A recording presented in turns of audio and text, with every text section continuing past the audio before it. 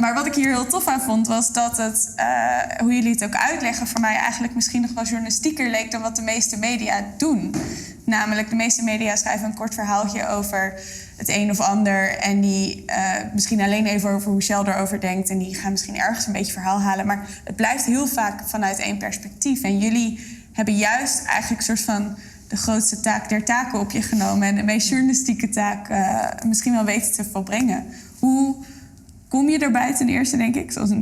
Hoe pak je dit onderwerp op? Mm-hmm. En hoe zorg je dan dat je het journalistiek maakt? Wat een vet compliment. Thanks. Weet je, dit is ook echt een beetje gewoon op een gegeven moment.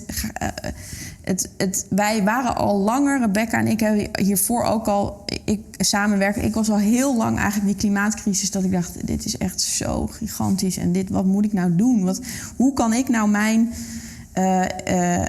skills inzetten, mijn ambacht om een soort van, hoe kan ik mijn rol, mijn positie eigenlijk vinden? Wat kan ik doen? Toen had ik Rebecca gevraagd om met mij samen een voorstelling te maken die ook eigenlijk al ging over de klimaatcrisis. En toen gingen we onderzoeken of de klimaatcrisis eigenlijk een verbeeldingscrisis is. Omdat dat wel vaak wordt gezegd omdat mensen het zich niet kunnen verbeelden hoe ernstig het is, ondernemen mensen geen radicale actie of zijn ze niet bereid om radicale veranderingen in hun leven door te voeren. En toen kwamen we eigenlijk in dat onderzoek en in die voorstelling, stonden we samen op het podium, kwamen we steeds vaker uit bij rechtbanken. Omdat er eigenlijk, dus er lopen op dit moment iets van 1600 klimaatzaken over de hele wereld. En daar is ontzettend veel in beweging in die rechtbanken. Er zijn dieren bijvoorbeeld die mensenrechten krijgen. Dus je hebt in Buenos Aires een orang-oetang, Sandra, die heeft mensenrechten. Maar je hebt ook een rivier in Nieuw-Zeeland en een gebergte ook in Nieuw-Zeeland met mensenrechten. En die rivier heeft zelfs 2 voogden die in het parlement van Nieuw-Zeeland namens die rivier spreken. En we al die rechtszaken zaten zo te volgen. En Urgenda natuurlijk, die rechtszaak tegen de overheid. Ja. Waarin de overheid eigenlijk op haar verantwoordelijkheid werd gewezen. En we dachten, wow, maar onze verbeelding wordt eigenlijk in die rechtbanken opgerekt. En toen zijn we dus vol. En we merkten ook dat daar eigenlijk nog heel weinig over geschreven werd. En nog heel weinig verhalen over waren. En wij gingen dan zelf naar rechtszaken toe om het te volgen.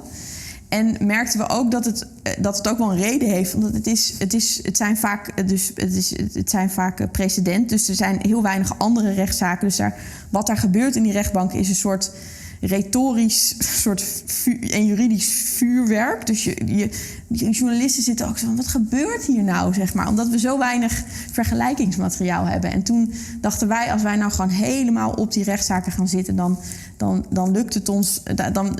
Misschien is het wel onze opdracht als kunstenaars en verhalenvertellers om eigenlijk wat er daar gebeurt, wat dat revolutionaire, wat in die rechtbank, om dat eigenlijk te vertalen naar een groter publiek. Ja.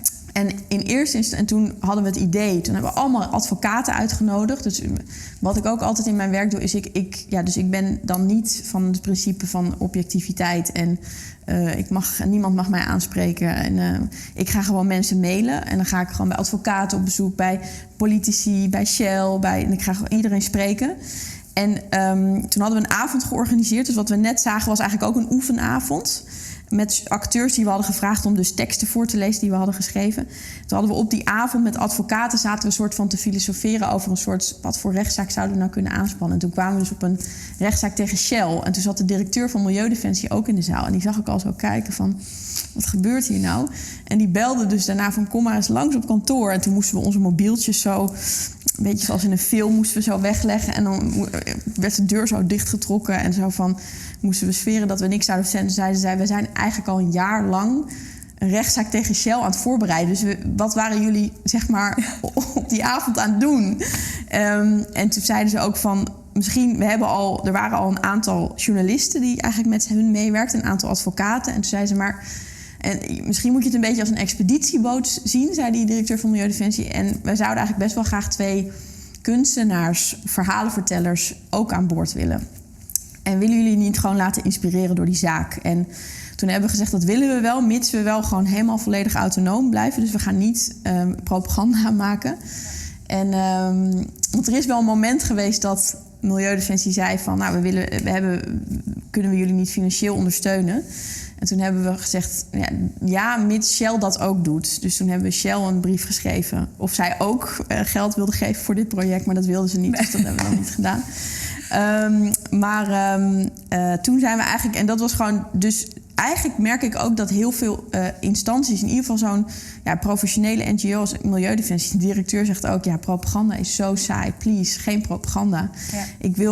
Ik wil dat jullie deze verhalen moeten verteld worden. Zeg maar, er zijn natuurlijk gewoon steeds meer mensen in de samenleving... die ook voelen van...